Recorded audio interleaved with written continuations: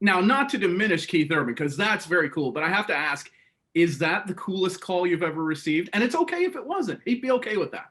It is 100% the coolest call I've ever received, ever. Um, Except for when I got the call about singing at the Grammy Awards. That one was pretty cool too. how was that experience behind the scenes? Now that it's over, can you give us a peek behind the curtain on if anything went on that we weren't aware of, or just how fantastic that was? It was one of the most beautiful times of my life, next to obviously the birth of my son. But just being able to connect with the choir and rehearsal, like there were so many tears of love and happiness, and hearing the stories of people that were even in the choir. There's one woman in the choir who was homeless at one point in time, and it was her dream to perform at the Grammy Awards, and we were together in a moment, and it was just so beautiful. It was so much bigger than a song. It really, really was. And when you're talking about your songs and how powerful they are, every time we play them, I always think to myself a couple of things. First, I have to know, what's it like writing songs like Black Like Me, and what are you going to tell her? Because just playing them at times, you like, as a radio host, you go, I'm going to be interested to see the feedback. It's been all love, which is great. Yeah. But internally writing that, I can't imagine what that feels like. You know, it's like there's years of built up emotions that got to that point of me writing those songs. I wrote Black Like Me 3 years ago.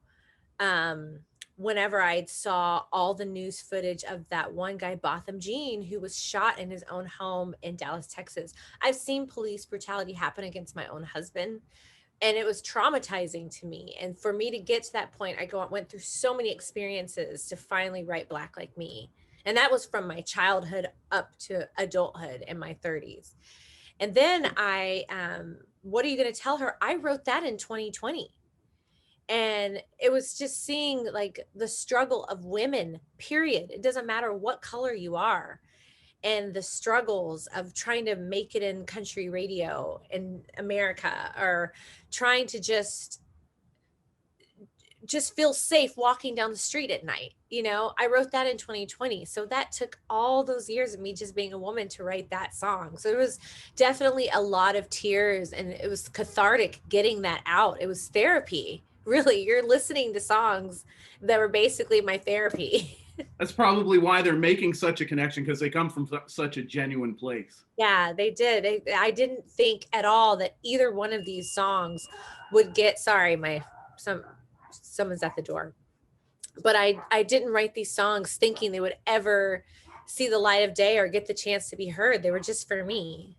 And when pen hit paper, was it like writing a nasty email where you write it with expletives and then you go, no, I can't, I got to take that part out?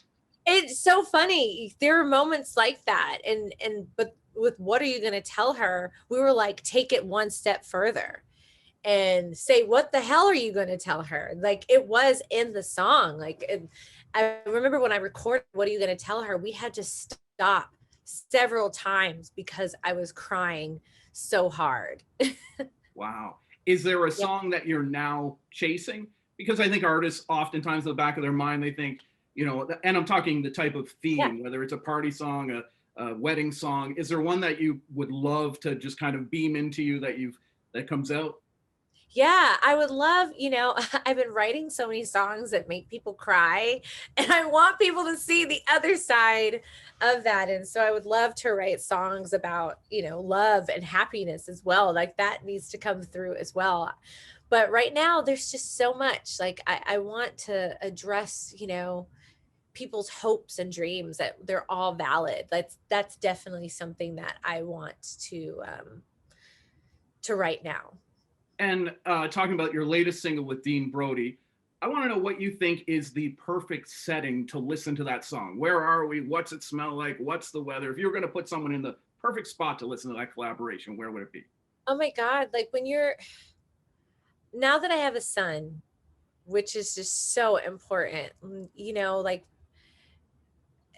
it's looking at him, being around your loved ones when you hear that song, Boys, whether you have a daughter or a son, it's such an important song. And so often